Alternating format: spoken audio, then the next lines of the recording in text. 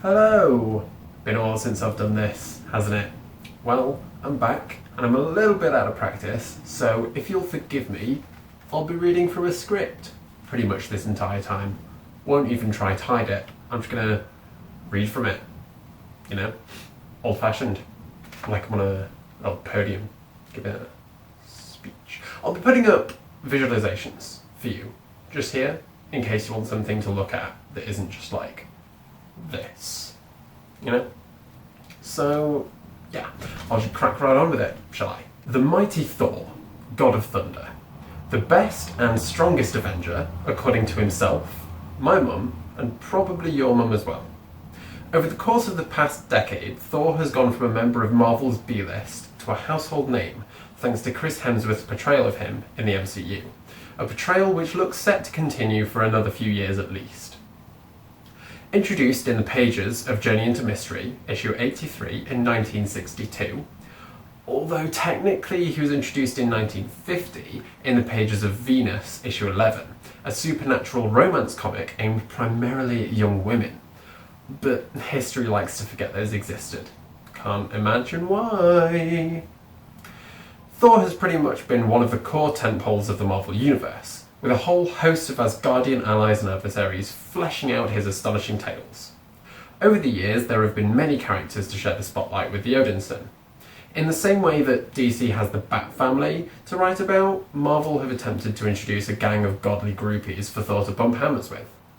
Honestly, they've been fairly hit and miss, with some characters, such as Beta Ray Bill and the recent Lady Thor, becoming fan favourites, whereas others, such as Eric Masterson, aka Thunderstrike, become little more than footnotes in the Marvel wiki. That being said, every character is someone's favourite, and Thunderstrike's son, Kevin, recently became a member of the Asgardians of the Galaxy, a comic series which started in November of last year and seems to be going strong, with its 10th issue coming out in August. There are many factors that go into whether or not a new superhero is considered a successful addition to the comic canon, and one of those factors is how you go about introducing them to the reader.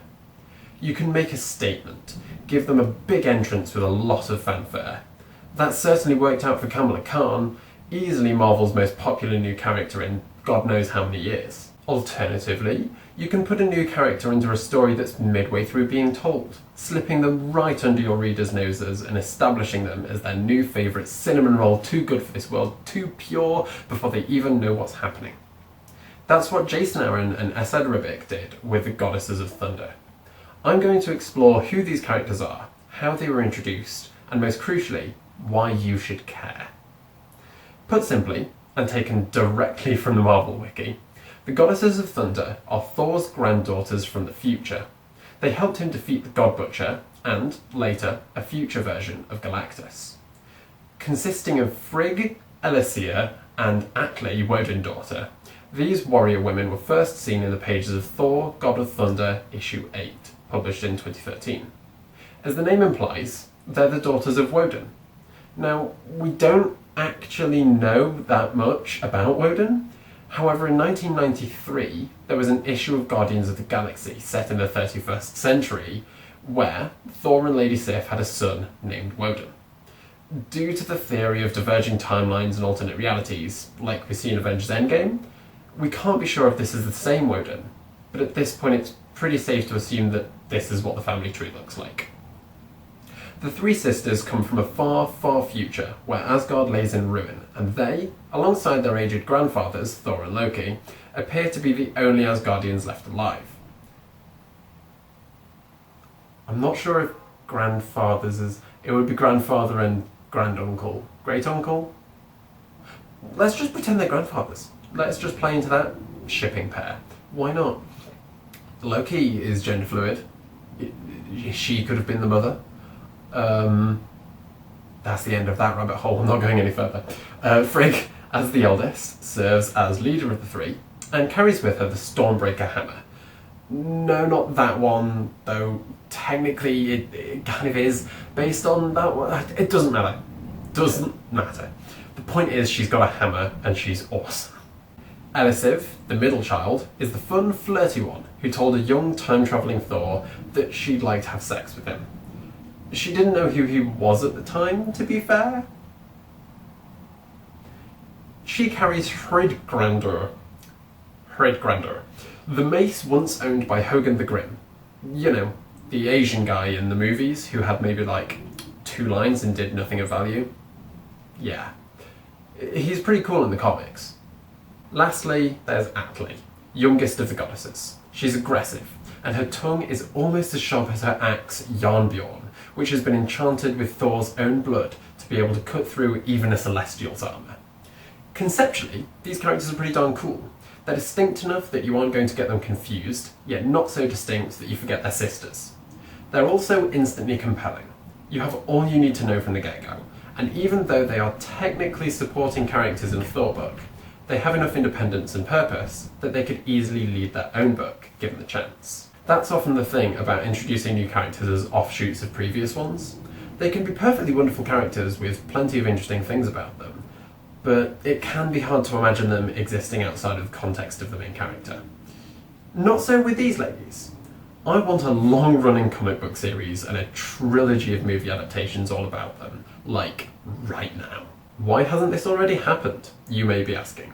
Well, the comic industry is a lot like the movie industry in that it requires a lot of creative teams working alongside the folks in charge, gauging public demand and financial viability stuff and blah blah blah blah blah. Long story short, these characters probably aren't too high on Marvel's priority list, which I personally think is a damn shame. The silver lining in this, of course, is that if you want to get fully caught up on the story of these characters, then there's only 16 issues worth of content to read. You could become their #1 nerd in a couple of afternoons.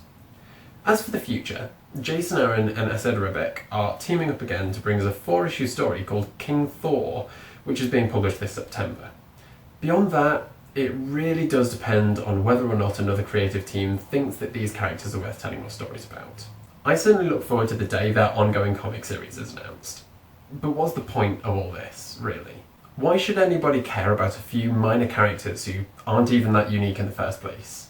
We've had plenty of lightning-based superheroes. We've even had multiple Thor women. What's 3 more on the massive pile of Marvel's forgotten? Well, it's what they represent. It's proof that creators like Aaron and Ribic care. Not only about the world they're writing about, but also the wider Marvel universe. They went out of their way to create, and continue to push, 3 awesome superheroes for their readers to admire.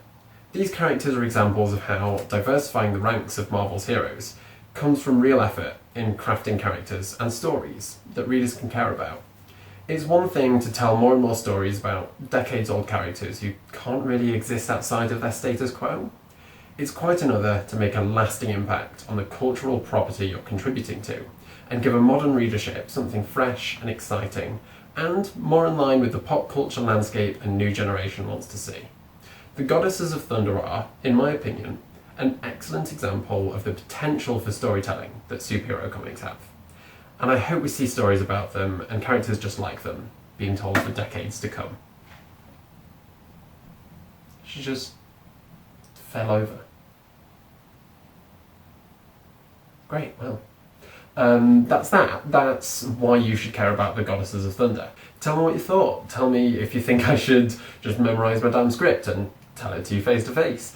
Tell me if you'd like to see more about this. If you have any suggestions for characters or stories or even just things that you think people should care about, leave them in the comments below and maybe I'll do more of this. I've certainly had a lot of fun. Thanks for watching.